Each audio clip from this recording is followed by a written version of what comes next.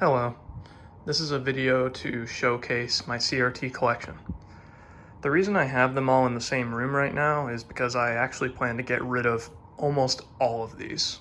And I know what you're thinking, no, my wife is not making me get rid of them. It's actually me. I don't want them anymore. I probably have about 30 CRTs in total. These are just the best ones that I have, and these are my favorites. I probably have another 5 or 10 in the basement that I don't care as much about. And I'm just filming this video just to document it and showcase some of my favorite ones. Within the next few months, I want to downsize to 4 CRTs, and I'm sticking to it. I want to have 1 PC monitor, 1 large standard definition TV, 1 small standard definition TV, and 1 HD CRT. Those are the 4 sets that I want to keep. And right now I'm kind of at a fork in the road. I'm trying to debate which standard definition TVs to keep. So I'm kind of stumped there. But yeah, this video is just showcasing what I have before I get rid of everything. And so, sorry I couldn't hook them all up. They're not all hooked up or anything. It's hard enough just to get all of these together for a family picture. So, yeah. It would have been so much extra work to hook them all up, but yeah, it's been a fun hobby for me. My wife is extremely supportive of my hobbies. I just want to get rid of them for the sake of space and for my own mental clarity, because it's actually been a little bit detrimental to my mental health to collect CRTs and to calibrate them and work on them and tinker them. As much as it is fun to tinker them, it's kind of a huge waste of time to be on local marketplaces and to always be hunting for them and to constantly think about it and to be on the forums, and it's just a complete fat waste of time. I think gaming is a lot more fun than hunting for deals. Okay, so I'm trying to keep it about the gaming, so I'm going to soon I will be getting rid of almost all of them. So let's cut to the chase. I'm gonna quickly just talk about each one just to showcase what I like about it. So let's start on the far left. The only CRT in this room that's not a Sony is this 20-inch JVC D series. And I know what you're thinking, hey, that's not a D series. Well, actually it is a D series because I put an entire D series chassis inside of this TV. And so I used to have a 20-inch D series. I guess I still have it. The shell is in the basement, but it's really beat up and it's really ugly and it just looks terrible. But then I found this white JVC that's, it was composite only, but I found out that it's almost exactly the same as the 20-inch D series. The A board is the exact same size. There are so many similarities, and they also use the same tube. They use the same part number for the tube. So I was like, easy. I'll just take the D series chassis and put it inside of here because I like the white shell. The white shell looks absolutely awesome. And also the tube is very dark tinted. This is the darkest tinted CRT that I've ever owned. It's really, really dark. I mean, on video you might not be able to tell, but yeah, it's an extremely dark tint and it's awesome. And in terms of 20-inch standard definition TVs, this might be my favorite. It looks amazing. This is just a fantastic TV.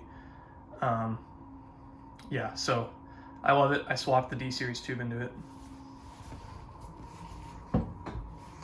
Oh, one other thing. I'm just going to talk about each TV, but if you want me to make a dedicated video about any of them before I get rid of it, please let me know and I can talk into a little bit more depth about the TV and maybe showcase the gameplay on it and the quirks about the TV or whatever. But as of now, I'm just going to do a brief overview of each of my favorite CRTs. Okay, next up is the KV20FV300. This is a really nice one. I recently got it. Oh yeah, I'm supposed to be telling you how much I paid for each one. I paid $40 for this white one. I didn't pay money. I traded for this FV300. I traded a KD30XS955 for this TV plus an XBR48, which I'm going to talk about later. So it was a really good trade on my end, I think. But yeah, I got this recently. It's great. I mean, what can you say? It's pretty much the best 20-inch flat screen that I can think of.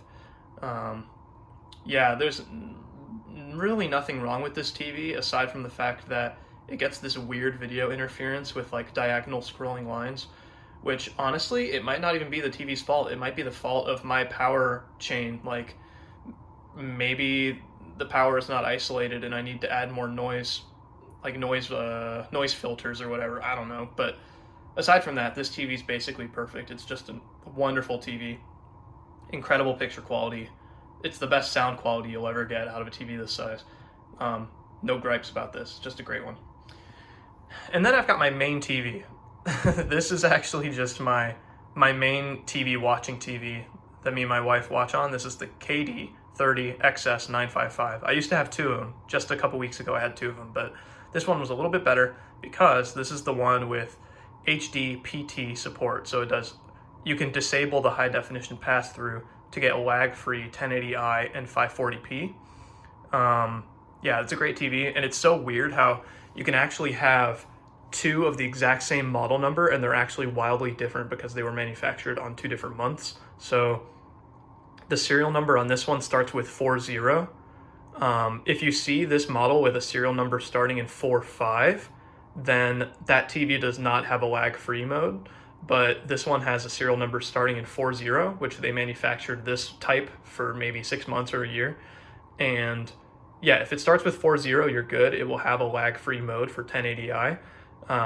So yeah, that's why I got rid of the other one, but this is great. And some quirk about this, with both of the models, with both of the 30-inch widescreens I had, the HDMI video quality was bad on both of them. So I would compare component versus HDMI on both TVs, and the component video quality was fantastic and the HDMI quality was just terrible. There was so much added video interference. There was like the picture was like wiggling and shaking, and like it had all these like ripples in the picture. It just looked so bad. There's just so much added static to it. And so I never used the HDMI input on this TV, but the component input just looks fantastic. And so that's why it's definitely worth finding a HDMI to component converter that you can add to your signal chain or add to your switch box or whatever. So yeah, fantastic TV. I really don't have any gripes. It's so great.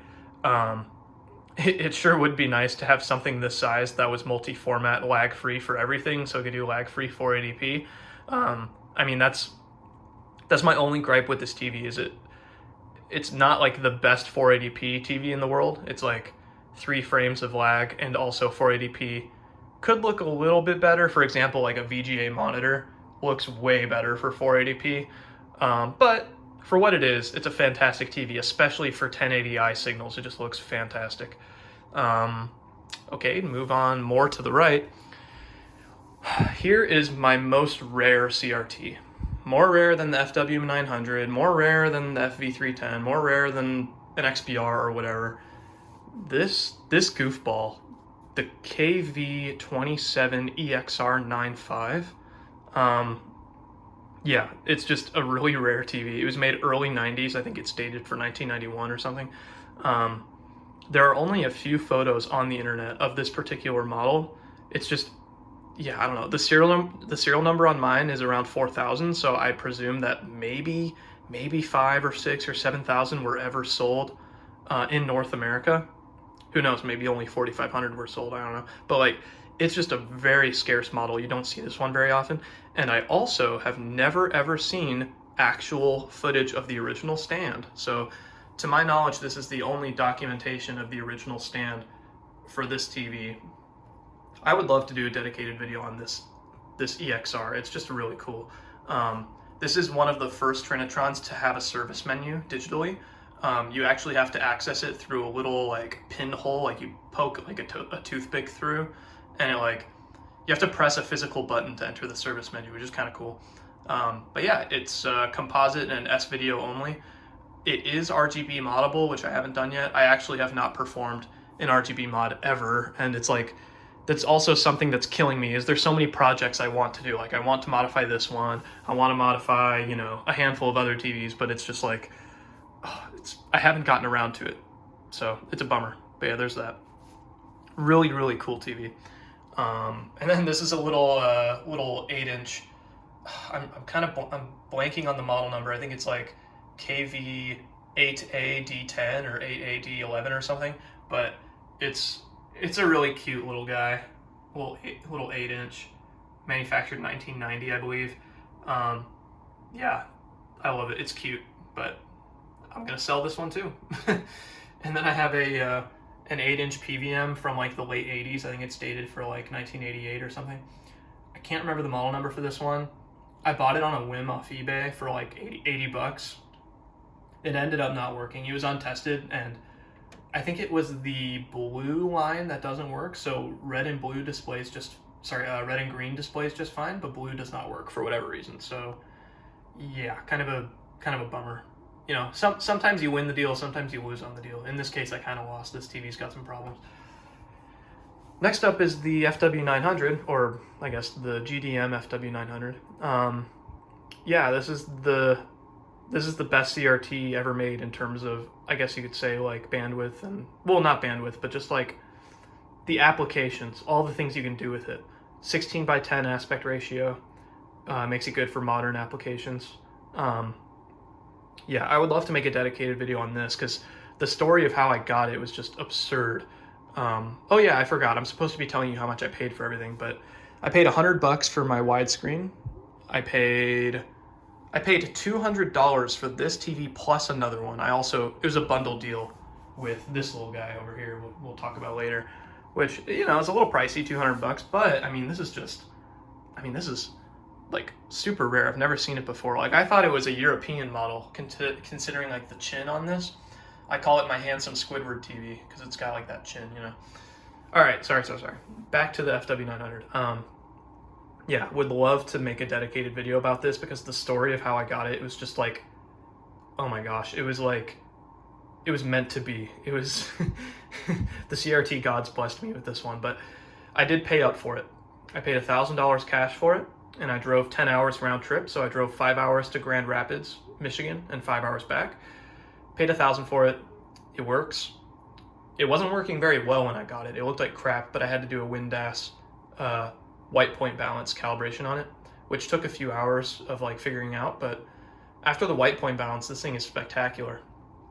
And the first thing on my to-do list, my next project, is to get the geometry and dynamic convergence perfect, which I have not tried yet in the WinDAS menu, but that's apparently something I can do, and I can get the dynamic convergence a lot better.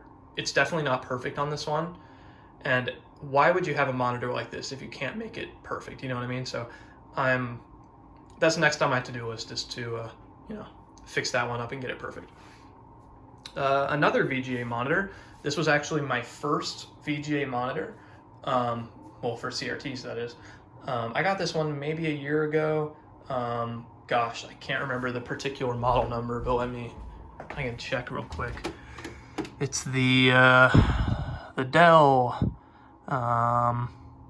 well, it says Ultrascan 1600 HS. Oh, here's the model, D1626HT. All right. This is a great monitor. I love this one. This is the first monitor I ever did for a WinDAS white point balance. Yeah, it was kind of hell to work on this monitor, but the white point balance is almost perfect on it now. The geometry and convergence is just spectacular. Overall, just such a great monitor. And the horizontal frequency is 107 kilohertz on this one. The FW is 121, so that one's a little better, but it's no big deal, you know. Like, this doesn't get frame rates quite as high, but it just looks amazing. It's such a great monitor. I love it. Oh yeah, I paid, it's hard to say how much I paid for this one because I traded a working PS5 console for 4 CRTs, a collection of 4 CRTs, and they were all really solid, really good CRTs. The other 3 I've already sold. They're all long gone, but I kept this sucker. Yeah, I don't know. I paid the equivalent of like $100 for it, probably. I don't know. Yeah, I guess next up in line, we can talk about the 27 FV310s. Yeah, I got 2 of them. I actually have 3 of them. I have a third one in the basement, but that one isn't working right now because I accidentally fried the power supply on it.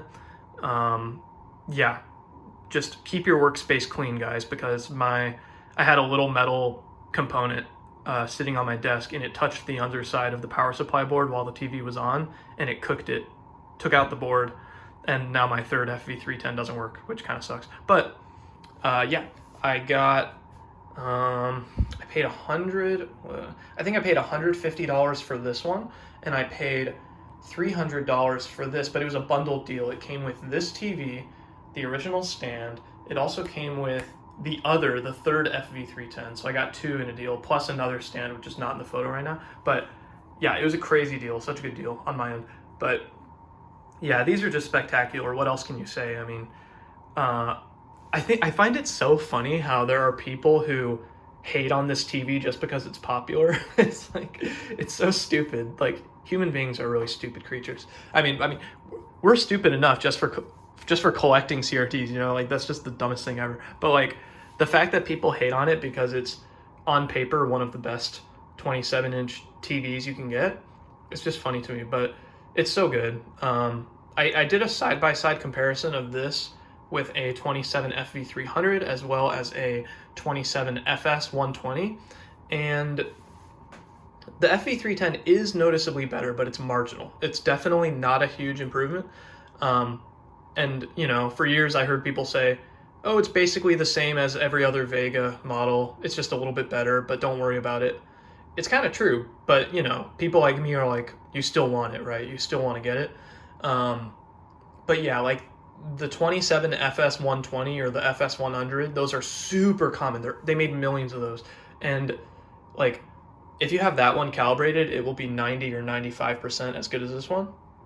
Maybe 90, because this is a really great TV for the high voltage regulation, which actually does something. People meme on it, be like, oh, the high voltage regulator doesn't do anything, but it does. It you know, it helps with blooming. It helps with brightness. Like if you crank up the contrast on this, it actually doesn't bloom out the picture at all. It keeps the scan lines and it keeps the sharp look even at max contrast, which is kind of nuts. Yeah, so that's what I can say about both of them. And then I have 2 KV13 FS 100s. It's so funny. I tried to find these TVs for years.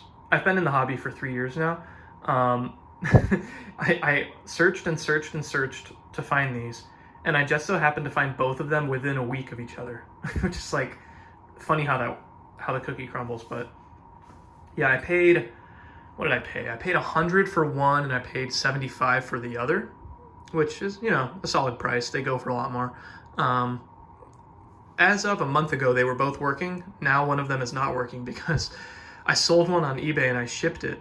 And don't get me wrong, I shipped it well. It had like 4 or 5 inches of padding all the way around, tons of styrofoam. I packed the ever-living bejesus out of it, and it got there and it didn't turn on. And the guy shipped it back to me. He returned it. I bit the bullet and paid for return shipping. And the TV is flawless. Like, it doesn't have any damage on it whatsoever. I can't remember which one. I think it was this one that's not turning on. It's literally flawless. It's like mint condition, and it came back and it looks flawless. It just doesn't turn on. So it's possible that like some plug, like the power supply somehow got disconnected or whatever. I have not really investigated it very much. That's another one of the endless projects. I have to get this sucker working again, you know. But yeah, these are fantastic TVs. As I said earlier, I'm trying to downsize to 4 CVs, and in terms of the small standard definition TV I want to keep, yeah, this one is a good contender. But there's another one I want to talk about, which is this one. This, in terms of small CRTs, I consider 20 inches and under a quote-unquote small TV. This one's probably my favorite. It's the KV20 V80. It's kind of an uncommon model. I actually found 2 of these at the same time. I recently sold the other one, but they were both from an RV. Yeah, they were in an RV, so they have really low hours. I pulled this one out of the RV bedroom. Yeah, it's just a spectacular TV. It's got basically no blemishes at all. The convergence is perfect. The geometry is perfect. It's basically the best condition standard definition TV I have. And that's why this is on the top of my to-do list to get an RGB and component mod on this, because there's a very easy RGB and component mod. If I can do that, it's basically the ultimate small CRT for me. I just love the way the picture looks. Even in S-Video, it just looks amazing. But I do want to add RGB. Just it makes it easier for my signal chain because I have a SCART switcher. So yeah, fantastic TV. I love this. I paid $45 for each of them. So I got two. I paid $45 each. Great deal, I think. I love this one. Next up is going to be my PVM. This is the this is the biggest PVM I've ever had. It's the Olympus OEV 202, which is it's a rebranded rebadge of the PVM 1953 MD, I believe. So it was manufactured 1997, I want to say. It has two RGB and two component inputs. They're interchangeable, RGB and component.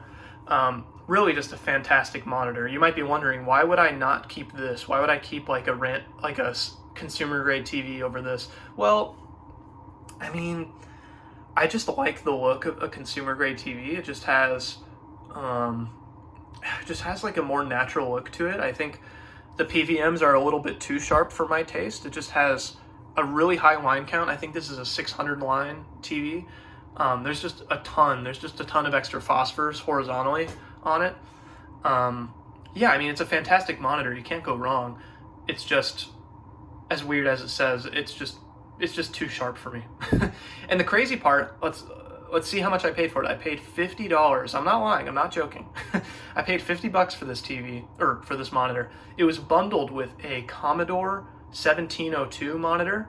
I paid $100 for both, so I paid $50 each, which is just a crazy deal. Crazy deal.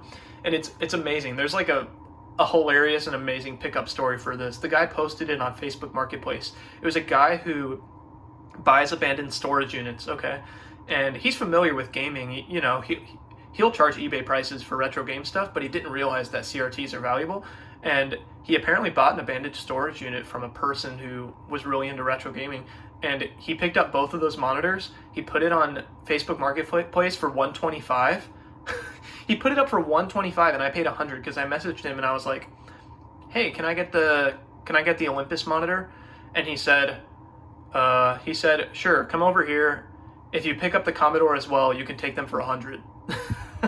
So apparently I was the first person to message him within probably minutes of him posting it. And I said, all right, sure. And then I headed his way immediately, obviously. I was like, oh my gosh. So I jumped in the car. I immediately drove to his place. I drove an hour and a half away. By the time I got there, he had probably already received 50 messages from other people.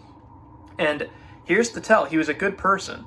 He was a good person because he said, gosh dang it, I probably underpriced this, but we already agreed on a price, so I'm sticking to it, which is commendable for him. I think most people would not do that. So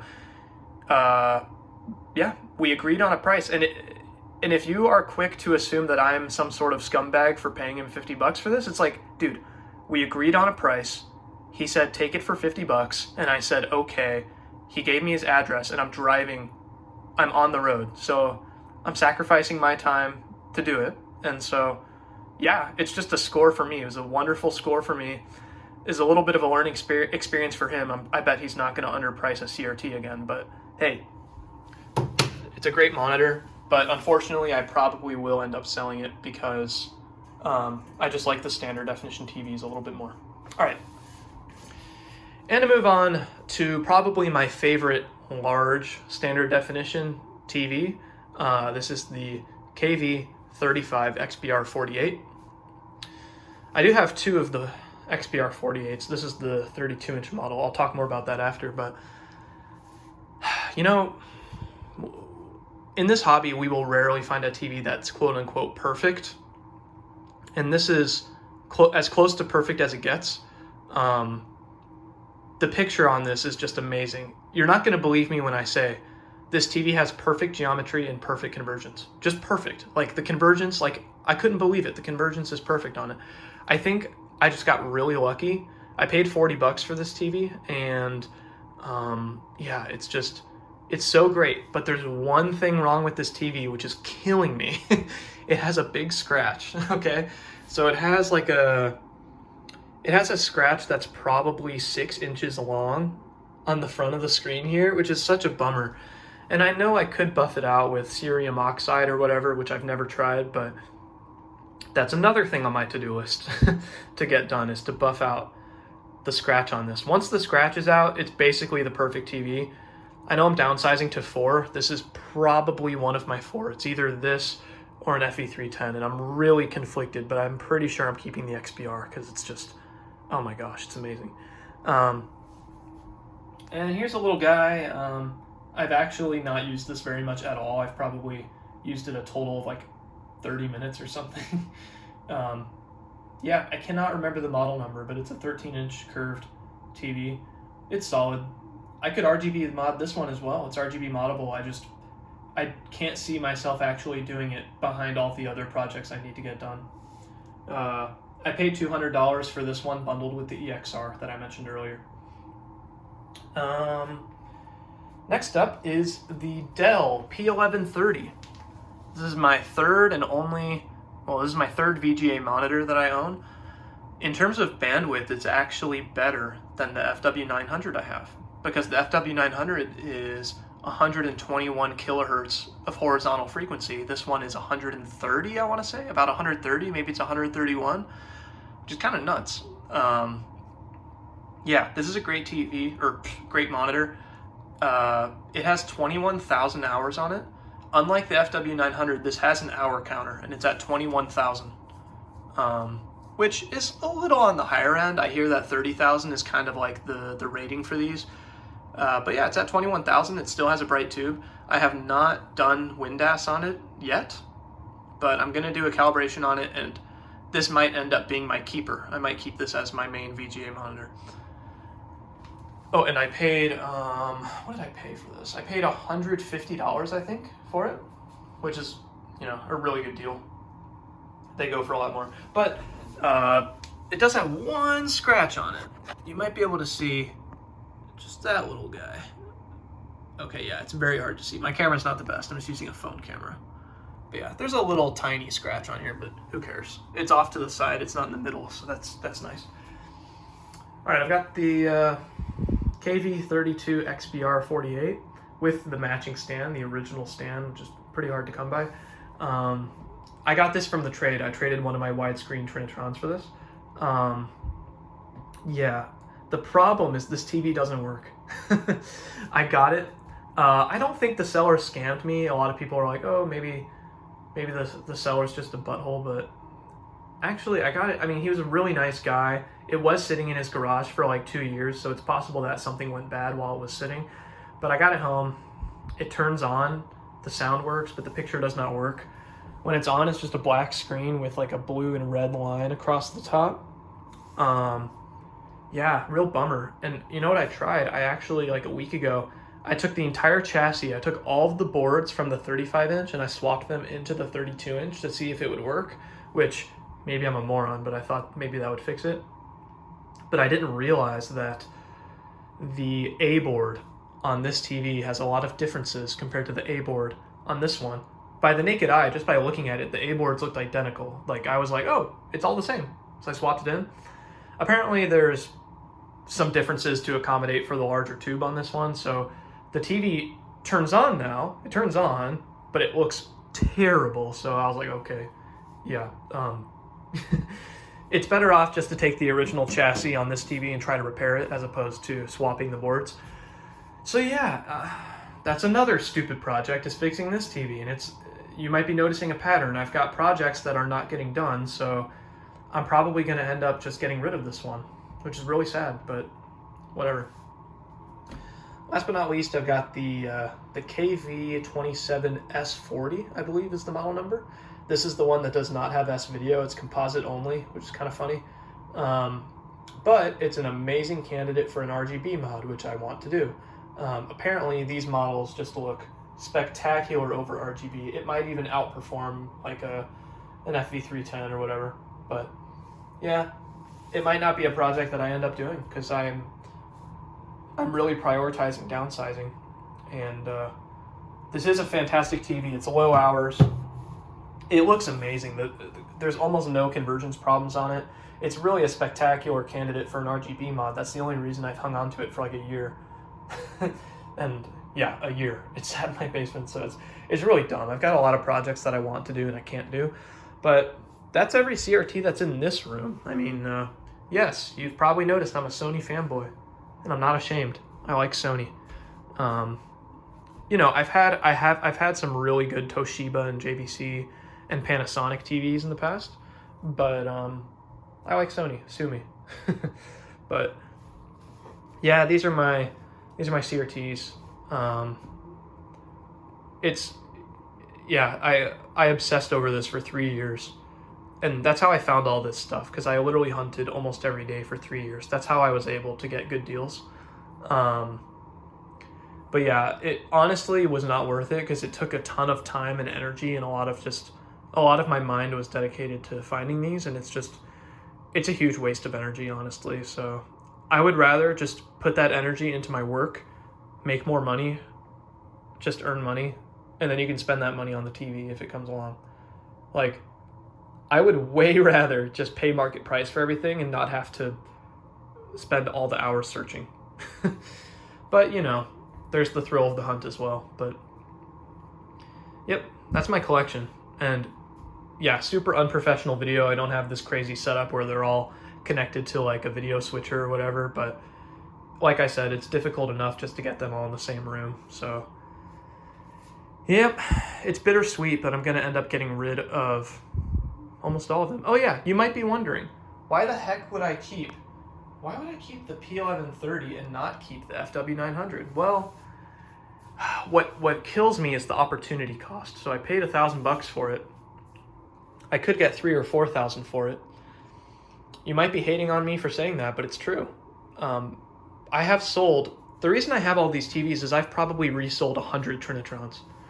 I have probably resold 100 models. And I know what people pay.